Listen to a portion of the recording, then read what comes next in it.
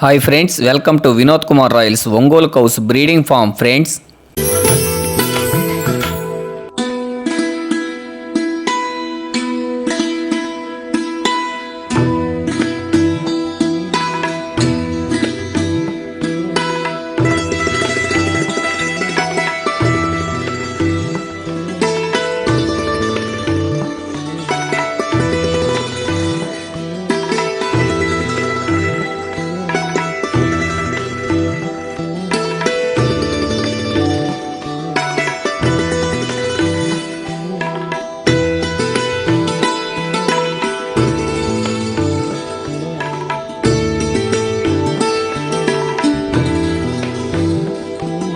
ఇంకా విషయానికి వస్తే మాకు రెండో కారు అదేనండి ఎడగారు ఇచ్చిన వల్ల మా వ్యవసాయ భూమి నేల సారవంతం కోసం ప్రతి సంవత్సరం లాగే ఈ సంవత్సరం కూడా మా ఒంగోలు జాతి ఆవుల ఎరువుల దిబ్బ అదేనండి దేశవాళీ ఆవుల పేడ లేదా గోమయం ఒక 27 ట్రక్కులు మా పొలం అంతా ఎరువుని బాగా కలిసేటట్లు చిన్న చిన్న కుప్పలుగా తోలడం జరిగింది.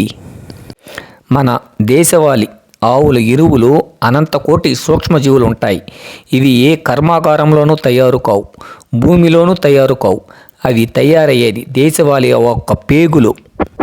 ఈ పేగుల నుండి దేశవాళీ ఆవు పేడ బహిర్గతమైనప్పుడు ఆ పేడను మనం దెబ్బగా వేసుకొని బాగా మగ్గబెట్టిన వల్ల ఈ అనంతకోటి సూక్ష్మజీవులు భూమిలోకి ప్రవేశిస్తాయి.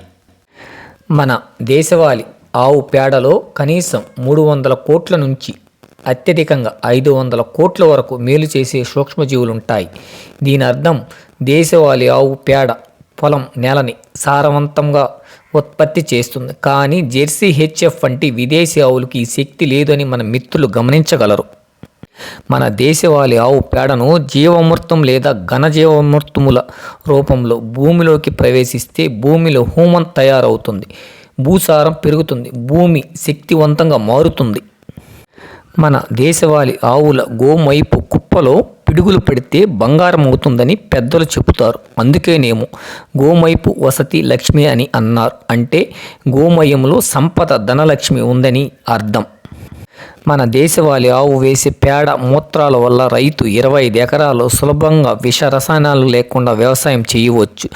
ఒకరోజు ఒక ఆవు ఇచ్చే 10 కిలోల పేడ 10 లీటర్ల మూత్రం ద్వారా 1 ఎకరానికి సరిపోను ఎరువు పొందగలడు. మనిషి సృష్టించిన రసాయనాల్లో భూమిలో సారం విధ్వంసమైనది. వ్యవసాయం భూమిలోని మట్టిలో సారము తొందరగా ఆవు పేడ లేదా జీవామృతం తిరిగి తీసుకొని రాగలదు. ఆవు పేడతో కల్లాపి చల్లడం, ఇల్లు అలకడం, గోమూత్ర నీళ్ళంతా చల్లుకొని సేవించే అలవాట్లు మన దేశంలో ప్రాచీన కాలం నుంచి ఉన్నవి. మన రైతన్నలకు, గో పోషకులకు అన్ని రకాల వ్యవసాయ సమస్యలకు పరిష్కారం చూపే శక్తి గలది గోమాత. జై హింద్.